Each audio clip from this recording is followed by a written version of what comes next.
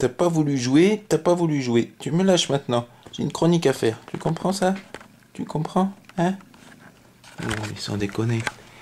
Bon, ouais, ben, la semaine dernière, on s'était un petit peu rendu compte qu'il y avait des choses qui étaient un petit peu bizarres dans les chroniques. Et c'est que, bon, ça commence à bien faire. Il y a un narrateur, quoi. Qui est plutôt le vieux Jérémy ou le vieux Tommy, on sait pas trop. Et puis on a aussi appris que le groupe d'aventuriers, lorsqu'il est arrivé à Sigil, s'est séparé en 3 groupes. Un groupe de 3, un groupe de 2, un groupe de 1. Et le problème, c'est qu'ils sont 7. Alors, je peux bien vous confier le petit secret. Le groupe de 2, c'est pas l'elfe et le hobbit. Non, le groupe de 2, c'est pas eux. L'elfe et le hobbit, c'est le groupe de 1. Parce que le hobbit, il a jamais compté comme un aventurier. Ils aiment pas trop le chiffre 7, les aventuriers. C'est pas que ça porte malheur. C'est que 7, ça fait beaucoup. Et autour d'une table de jeu, par exemple. Essayez d'avoir 7 joueurs. 7 joueurs. Ben, vous verrez, c'est compliqué. 6, c'est dur, mais ça peut se gérer. Et au départ, c'était 5 quand même. Il y avait le paladin qui était bon, s'y rajouté. Avec le hobbit, 7, ça devient pas gérable. Donc le hobbit, bah, comme il est le dernier, on ne compte pas. Puis c'est petit, puis pour ce que ça fait en combat. Donc le groupe de 1 est constitué de l'elfe et puis du hobbit. Le groupe de 2, lui, bah... Hein, le groupe de 2. Si on en parlait du groupe de 2. Oh... Parsifal le vaillant se redressa de la table sur laquelle il s'était endormi. La gauche de son visage couverte de vomi, il regarda son compagnon, Loric de Haute-Pierre. Loric de Haute-Pierre, du haut de son état d'ébriété, lui tint à peu près ce langage. Oh oui, compagnon, où sommes-nous? Qu'est-ce qu'on est où? Parsifal le vaillant regarda son écu et vit son visage se refléter. Il était toujours le plus bel homme du monde, plus beau qu'un paladin. Paladin, paladin, paladin, paladin, soufflait une petite voix dans ses oreilles. Parsifal le vaillant. Et si je devenais moi aussi un paladin, se dit-il. Le barde, qui commençait à redescendre de son état d'ébriété, lui tint à peu près ce langage. Une tu sais où on est. Parsifal regarda autour de lui. Il faut dire que il avait un petit peu l'habitude de regarder autour de lui, Parsifal. Oh oui. C'est normal quand on est un guerrier, hein. Une geôle, un cachot, une prison. Non, rien de tout cela. Ou peut-être tout cela à la fois. C'est sûr, il n'y avait pas de lumière extérieure. Il y avait juste une petite lampe. Les murs nus. Aucune inscription. Rien.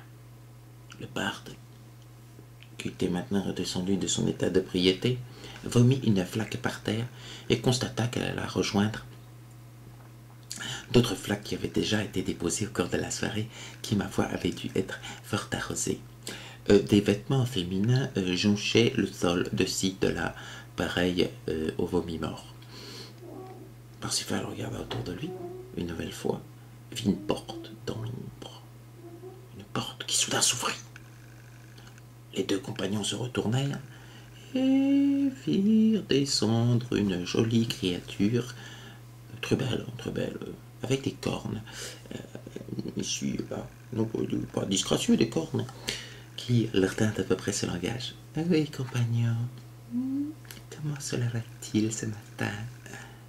Les 2 compagnons se regardèrent un barde, un guerrier, que pouvaient-ils bien faire ensemble? Parsifal vérifia très rapidement le niveau de douleur de son intimité et se rendit compte qu'il n'avait pas failli à sa réputation, que seul le devant de son intimité lui piquait et pas le derrière. Le barde, lui, ne songea pas à ce genre de vérification. Ses nuits étaient bien trop agitées depuis des tas d'années pour procéder ainsi. Et les deux compagnons regardèrent la jolie créature, apparemment une tiefline. C'est une sorte de demi-démon, enfin d'un humain avec du sang de démon. Et ouvrirent grand la bouche, genre répétez. La tiefline les regarda d'un air coquin. Et sortit de sous son manteau un pacte. Enfin, deux pactes. Et les deux compagnons commencèrent à se gratter le crâne. Vous avez signé hier soir, n'est-ce pas, mes amis? On a signé quoi, fait Parsifal? Vous avez signé pour me servir. Parsifal regarda la tiefline. Oui, ça, je pense que j'ai dû bien vous servir. Je suis l'homme le plus beau du monde. Pas seulement, mon ami, pas seulement. Je ne parlais pas que de ce genre de service. Vous allez maintenant travailler pour moi pendant 1 an et 1 jour. Quoi? Firent les deux compagnons. C'est le prix de votre immortalité. Et un immortel? Oui, vous avez signé pour être immortel, mais en échange, vous travaillez pour moi pendant 1 an et 1 jour. Chouette, fit le barde. Merde, fit Parsifal. 1 an et 1 jour, juste pour le prix de l'immortalité, fit Parsifal. C'est pour cher payé. Non, pour l'instant, c'est pas cher payé. Mais avec ce que je vais vous demander... Et le barde, qui était vraiment redescendu, réfléchit. Il y a des clauses dans le contrat, je pourrais regarder. Oh oui, pas de problème. Après 3/4 d'heure de lecture et une loupe, les deux compagnons se rendirent compte que des petites clauses dans le contrat étaient désagréables. Il était mentionné que s'ils mouraient dans les 1 an et 1 jour, au cours d'une mission demandée par leur employeur, qui répondait au doux nom de Sylph. C'est-tu pas mignon, Sylph? Enfin, donc, que s'il venait à mourir, l'âme des 10 compagnons cesserait d'être en la possession de quelque dieu que ce soit, qu'elles auraient pu être affiliées pour tomber dans les rênes du dieu que servait Sylph. Dieu qui n'était pas mentionné dans le contrat. Le barde regarda Sylph. C'est quoi le dieu qu'on risque de servir si on vient à mourir au cours de cette mission? Oh, ce n'est pas important, mes amis. Vous n'avez pas envie de mourir, n'est-ce pas? Les compagnons se regardèrent. Non, on n'a pas tellement envie. Mais vous savez où sont nos amis? Firent-ils. Ah, oui. L'elfe et le hobbit sont partis servir une succube. Ah bon? Oui, une succube.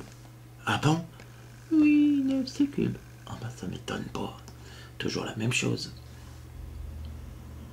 Et les 3 autres? Les 3 autres sont partis servir le représentant d'une guilde. Quelle guilde? Ça ne vous regarde pas pour l'instant. Et c'est quoi notre mission alors? Oh, il faut tuer le père de la succube que sert vos 2 compagnons. Mais on ne peut pas se taper votre compagnon, fit Parsifal. On est liés. Il s'est passé quelque chose. On sert Plouf, je vous rappelle. Oui, mais Plouf n'a pas cours ici. Nous sommes dans Sigil. Vous allez tuer le père de cette succube. Mais il fait quoi dans la vie? Les boulangers. Quoi? On va tuer un boulanger? Oui, mais fabrique pas n'importe quel pain. C'est du pain qui peut vous transporter dans d'autres mondes. Mais c'est tout? Ah ben oui, on a besoin de ces recettes. Et comme il ne donnera pas de sang vivant, vous allez nous le tuer. Maintenant? Oui, maintenant. Et si on veut pas? Si vous voulez pas Regardez la dernière clause dans le contrat, c'est marqué que si vous voulez pas travailler pour moi dans un an et un jour faire tout ce que je dis, je vous tue. Ah ben dans ces conditions, Phil Barbe.